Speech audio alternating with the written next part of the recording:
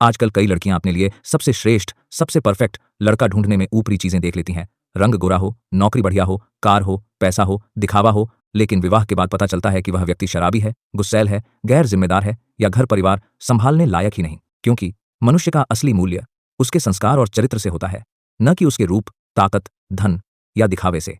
एक वन में एक तपस्वी रहते थे। वे बहुत पहुंचे हुए पुरुष थे। उनका तपस्या बल बहुत ऊंचा था। रोज वह प्रातः आकर नदी में स्नान करते और नदी किनारे के एक पत्थर के ऊपर आसन जमाकर तपस्या करते थे। निकट ही उनकी कुटिया थी, जहां उनकी पत्नी भी रहती थी। एक दिन एक विचित्र घटना घटी।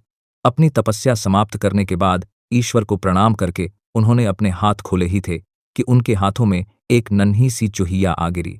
वास्तव में आकाश में एक चील पंजों में उस चूहिया को दबाए उड़ी जा रही थी और संयोगवश चूहिया पंजों से छुटकर गिर पड़ी थी।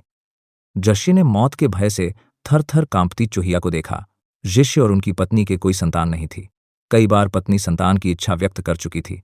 शिष्य दिलासा देते रहते थे।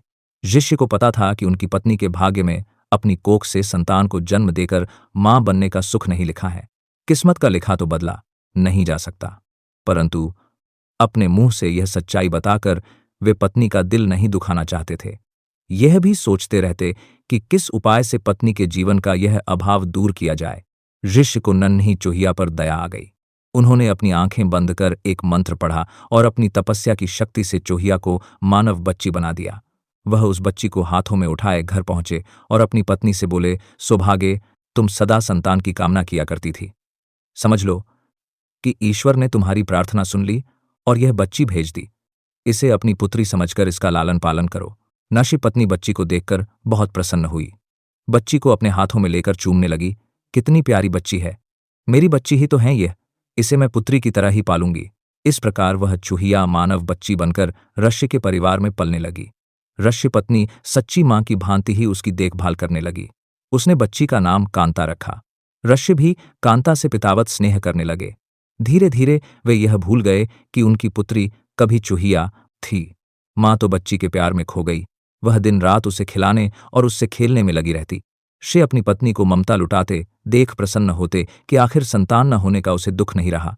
शे ने स्वयं भी उचित समय आने पर कांता को शिक्षा दी और सारी ज्ञान विज्ञान की बातें सिखाई। समय पंख लगाकर उड़ने लगा। देखते ही देखते मां का प्रेम तथा ऋषि का स्नेह व शिक्षा प्राप्त करती कांता बढ़ते बढ़ते 16 वर्ष की सुंदर, सुशील व योग्य युवती बन गई। माता को बेटी के विवाह की चिंता सताने लगी। एक दिन उसने ऋषि से कह डाला, सुनो, अब हमारी कांता विवाह योग्य हो गई हैं, हमें उसके हाथ पीले कर देने चाहिए। तभी कांता वहां आ पहुंची। उसने अपने केशों में फूल गूंथ रखे थे। चेहरे पर यौवन दमक रहा था। शे को लगा कि उनकी पत्नी ठीक कह रही हैं। उन्होंने धीरे से अपनी पत्नी के कान में कहा, मैं हमारी बिटिया के लिए अच्छे से अच्छा वर ढूंढ निकालूंगा। उन्होंने अपने तपोबल से सूर्यदेव का आवाहन किया। सूर्य ऋषि के सामने प्रकट हुए और बोले, प्रणाम मुनिश्री, कहिए आपने मुझे क्यों स्मरण किया, क्या आज्ञा है।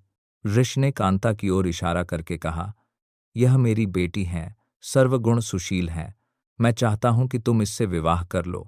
तभी कांता बोली, तात, यह बहुत गर्म है, मेरी तो आंखें चुंधिया रही हैं, मैं इनसे विवाह कैसे करूं, न कभी इनके निकट जा पाऊंगी न देख पाऊंगी। जशी ने कांता की पीठ थपथपाई और बोले, ठीक है, दूसरे और श्रेष्ठ वर देखते हैं। सूर्यदेव बोले, ऋषिवर बादल मुझसे श्रेष्ठ हैं, वह मुझे भी ढक लेता है, उससे बात कीजिए। ऋषि के बुलाने पर बादल गरजते लरजते और बिजलियां चमकाते प्रकट हुए। बादल को देखते ही कांता ने विरोध किया, तात, यह तो बहुत काले रंग का है, मेरा रंग गोरा है, हमारी जोड़ी नहीं जमेगी। नाशी ने बादल से पूछा, तुम ही बताओ कि तुमसे श्रेष्ठ कौन है। बादल ने उत्तर दिया, पवन, वह मुझे भी उड़ाकर ले जाता है, मैं तो उसी के इशारे पर चलता रहता हूं। नशी ने पवन का आवाहन किया। पवन देव प्रकट हुए तो नशी ने कांता से ही पूछा, पुत्री, तुम्हें यह वर पसंद है। कांता ने अपना सिर हिलाया, नहीं तात, यह बहुत चंचल है, एक जगह टिकेगा ही नहीं, इसके साथ गणहस्थी कैसे जमेगी। ऋषि की पत्नी भी बोली, हम अपनी बेटी पवन देव को नहीं देंगे, दामाद कम से कम ऐसा तो होना चाहिए जिसे हम अपनी आंख से देख सकें। हीक्स, माशी ने पवन देव से पूछा, तुम ही बताओ कि तुमसे श्रेष्ठ कौन है? पवन देव बोले, ऋषिवर, पर्वत मुझसे भी श्रेष्ठ हैं। वह मेरा रास्ता रोक लेता है। आशी के बुलावे पर पर्वतराज प्रकट हुए और बोले, आशिवर, आपने मुझे क्यों याद किया? ऋषि ने सारी बात बताई। पर्वतराज ने कहा, पूछ लीजिए कि आपकी कन्या को मैं पसंद हूं क्या? कांता बोली, ओह, यह तो पत्थर ही पत्थर है, इसका दिल भी पत्थर का होगा।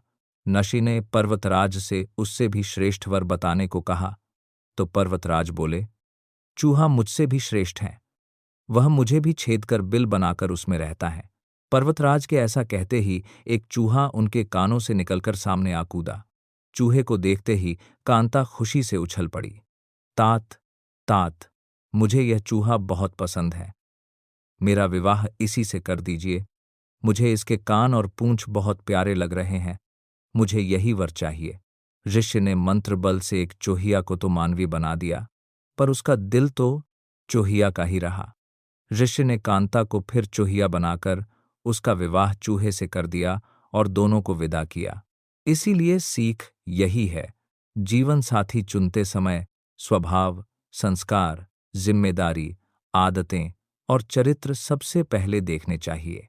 रूप, पैसा और ताकत समय के साथ बदल जाते हैं, लेकिन संस्कार और स्वभाव नहीं बदलते।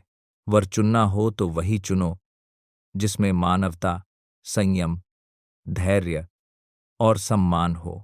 कहानी यह याद दिलाती है कि जो दिल से अच्छा न हो वह जीवन में कभी अच्छा नहीं हो सकता।